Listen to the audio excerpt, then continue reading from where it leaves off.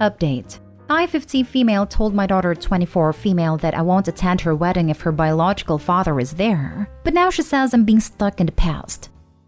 Original post. For some context, about 24 years ago, I was violated by a close friend of mine and got pregnant by the encounter. I was inconsolable for months after the event.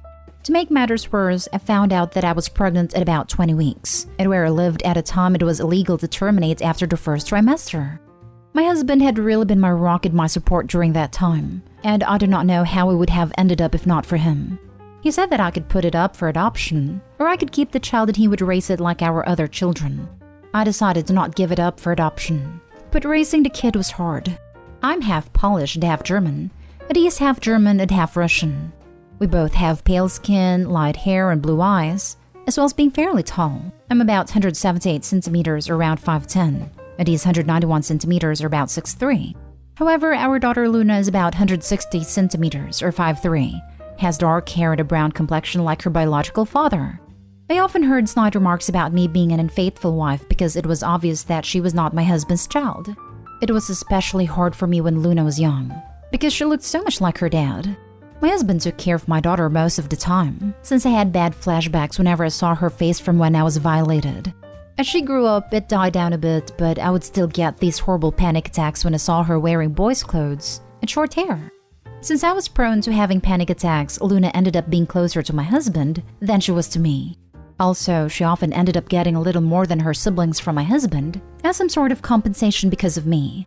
We never told her that she was the product of a non-consensual act, because I was too ashamed and my husband did not want her feeling different from her siblings. I often told her that me and her biological father got into an altercation but never spoke to one another ever again. About 2 years ago, she got one of those DNA test items and found out she had a relative in the system. Said relative got Luna in touch with her bi-dad, and they started talking despite my protests. He apparently wanted to speak to me about something he wanted to tell me, so Luna attempted to persuade me to speak with him. I made her aware that me and her father shouldn't ever be in the same room together. Now, Luna's getting married to a lovely young man.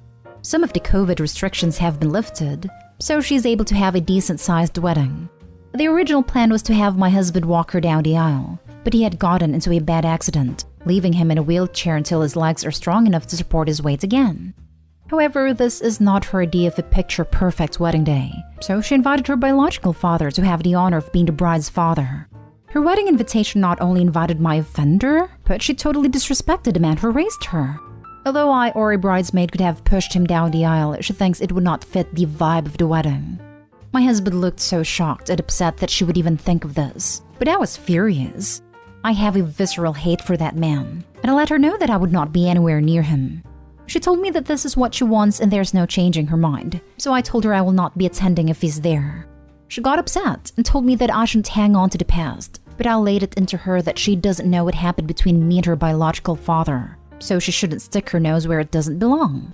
Though I feel terrible about what I said and how I said it, and I can't be blamed for her being born or not knowing what happened since I never told her, I still feel as though my wishes should be respected if I say I don't want to be in the same room as someone. I'm now okay with her contacting her father, I just do not want anything to do with him. Also, it's rude to replace your father with another man who you've barely known for 2 years because of something he couldn't control. Can anyone offer me a perspective that I am not catching? Has anyone ever dealt with this, and if so, how? Now for the top advice before reading the update. You need to tell her how she was conceived. You did her a disservice by concealing that from her and allowing her to have a relationship with an offender. Now that offender has obviously fed her a narrative that paints him in a convenient light. Who knows what else that man could do? Tell her immediately. She should know that a picture-perfect wedding she wants will forever be marred by having him there. If after telling her she sticks to her guns, let her know you won't have a relationship with someone who so easily sides with someone like that. I was conceived from my father violating my mother. I would never expect my mother to see my father at all. You need to tell her. It's her business as well as yours. Also, I didn't discover the truth of my conception until I was roughly your daughter's age. It took some processing, but I've moved on. It's part of my story as it's part of your daughter's. It's time to stop lying to her. Frankly, you should have put her up for adoption the second you started having panic attacks around her. She's a grown 24-year adult.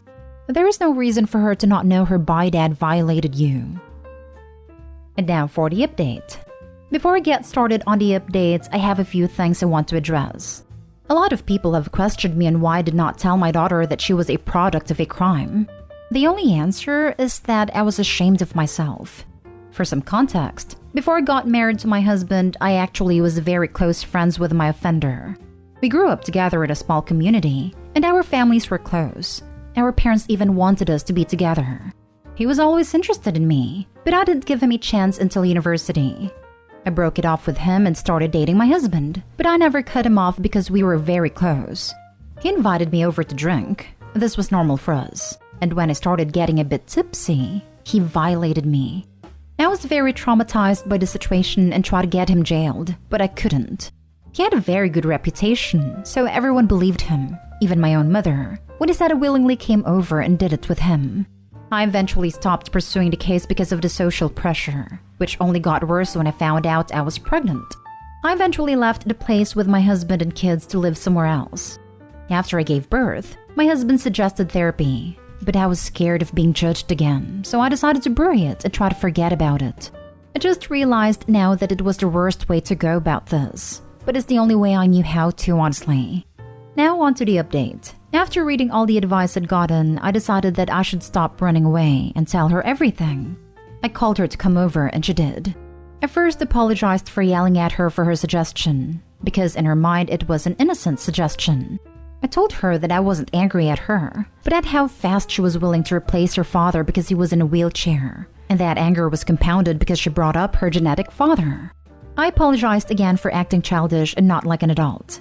She asked me why I'm so against her genetic father being in the same vicinity as I am, and I just told her everything, from our initial friendship to her forced conception. She didn't believe me, like some of you predicted, but I can get a copy of the records of the court case and offered them to her if she needed a look. She looked stunned, like she wanted to believe me, but couldn't. I apologized for keeping all this from her because I didn't know how to bring it up. She told me she didn't believe me and would confirm with her genetic father, so I told her to take the time she needed to process all this. Later that day, she came again, crying and apologizing for not believing me. I held her and cried and apologized too. It was kind of therapeutic. We had a long chat and I did feel closer to her.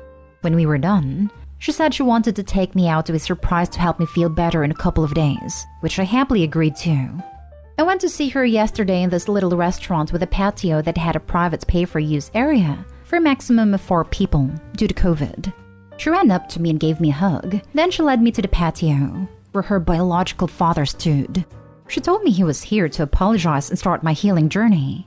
I just wanted to leave, but he grabbed my hand, and all those memories I tried to repress just came back out. I started having a panic attack and lost my balance, to which she tried to help me keep my balance, which worsened everything. I honestly don't remember how I left, but I ended up in my car just sobbing. I called my elder son to pick me up because I was not fit to drive at that moment. Today my daughter called me upset that I ruined her surprise, but I was extremely upset with her. I asked her why she did that when she knows everything that happened between me and him, and she tried to use the excuse of my healing journey, but I wasn't having it. She admitted that she wanted me to get used to him because he's gonna be walking her down the aisle along with my husband and we'll be doing the daddy-daughter dance. I told her that while I loved her and respect her decision to be with him, I am not willing to be anywhere he is. She started complaining about how she wants all her family to be there, and I'm still not forgiving, but I hung up the phone. My husband is aware of everything and stands by me if not going to her wedding, but I don't want this. If my other children were to know, they would stand by me and tell the rest of their extended family, which is going to lead to my daughter getting disowned by the family. But there is no need to give me advice on this because I will be seeking professional aid. Anyways, one good thing to come out of this is that I'm finally confident enough to seek therapy. Thank you for listening to my venting and for commenting on my last post. Happy holidays! I hope you enjoy it with those who love you. WTF. Honestly, same. Daughter checked all requisites of villainy. Never met a daughter, but her entire existence infuriates me right now. It baffles me that in some twisted way, she excused, condoned, accepted, doesn't care that the assault happened. Can't even find a right word, but it was selfish of her to ambush you with that horrible person.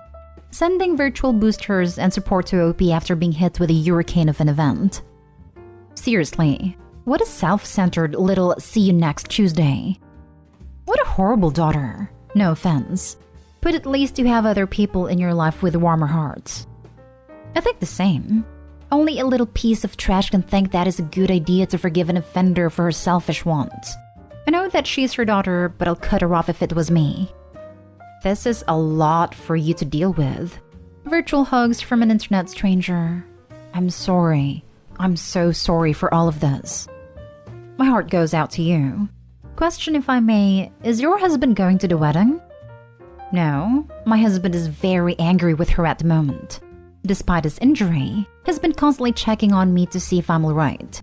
I honestly love that man, and I seriously doubt that I would be alive if it weren't for him.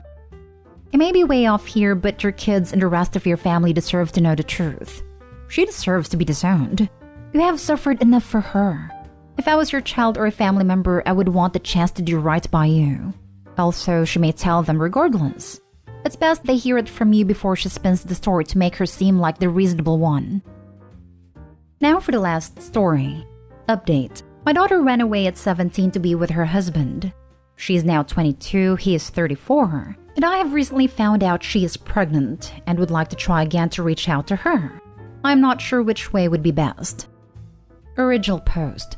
Hello, I'm 53 years old and I have a 22-year-old daughter. My husband and I have not spoken to her for 5 years when she left home. She ran away at 17, and when we located her, she was already 18 and living with her husband, who is 34 years old now. My husband completely cut her off, but I tried to maintain contact with her, but never got any responses from her. Eventually, she changed her phone number, and I didn't even have any way to contact her. Recently, my daughter has reached out to one of her cousins, and that cousin has told me that my daughter is expecting her first child. I would like to reach out to my daughter and repair our relationship. I would like to help her with her pregnancy and be part of my grandchild's life.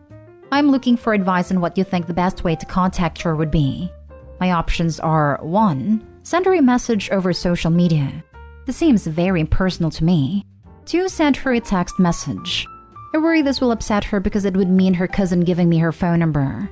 I don't want my daughter to see that as a betrayal of her trust. 3. Write her a letter. This seems like the most personal way for me without invading her privacy. Worst comes to worst, her cousin can take a picture of the letter and send it to her. I would just like others' opinions on what they think I should do. Thank you very much. I'm going to add in some pertinent background information.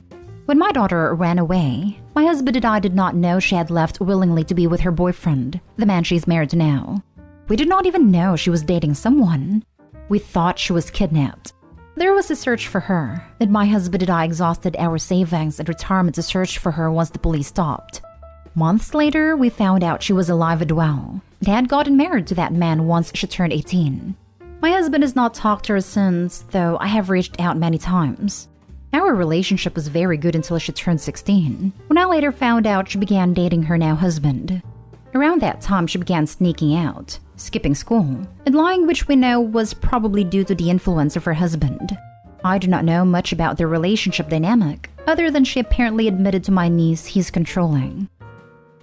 Now for the top advice before reading the update. A letter is least intrusive and most respectful. Other people have made excellent comments here about ways to contact her. I only wanted to add that your daughter has been groomed and is very probably in an awful relationship. What you're going to want to do, because you're loving parents, is get her the hell away from this man. But you can't. She will have to take the step on her own once she's ready. And it's a lot easier to do that when she knows she has backup and place to go. So if you really want to help her, make sure you don't alienate her and you stay in her life. Don't talk bad about her husband. Don't talk good about him either. Better to not mention him at all.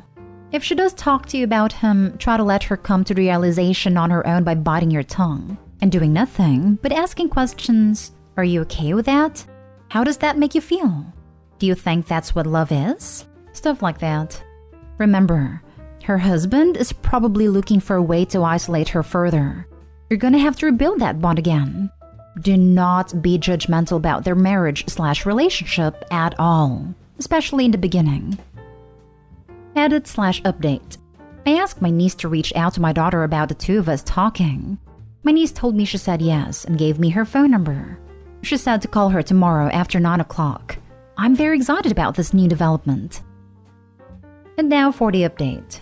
I'm writing this quickly while I have a chance. I received a lot of wonderful advice. And for all of you who are well-meaning, I thank you very much. After I wrote my last post, I reached out to my niece to ask her if my daughter wanted to be contacted by me or not. My daughter says yes, and said for me to call her after 9 o'clock the next day, but made sure to say not to call her beforehand. At 9:15 the next day, I called my daughter. She immediately told me she needed money and a place to stay. She told me her husband had begun to get physical with her, and she was afraid for herself and her child. In summary, over the last few days, we have found out that my daughter's husband was emotionally and financially controlling her over the years. But my daughter was fooled by him enough that she thought it was okay or normal. She said that he would get mad at her if she talked about reaching out to her father and I, and would tell her that we were going to try to break them apart. It wasn't until she became pregnant and got worse that she realized she needed to get out. My husband and I immediately flew to go get her and bring her home. We have already talked to law enforcement in both her town and ours. Thank you, everyone. I know this is written rather hastily, so if there are any questions, I will answer them. I wish you and your daughter all the best. I'm glad she felt able to ask for help and leave her abuser. That takes great courage, especially after being groomed so young. Thank you very much. She was very brave, and we are very proud of her. What a great response from you. I am sure this was not what you expected and you went into protective mode immediately. My one piece of advice is, understand she may not open up about everything immediately. Let her know that's okay and your home is a safe space. And when she's ready, you're there for her if she wants to share. She would fare well with therapy, but what a damn champ for asking for help. She's a strong one. You raised her right. Congrats on being a grandparent, though on quite a different type of journey than you expected. My husband and I immediately flew to go get her and bring her home. What a relief it must be for her to find herself in a safe place. Please be patient with her. Her recovery will take time and will require therapy and a lot of support.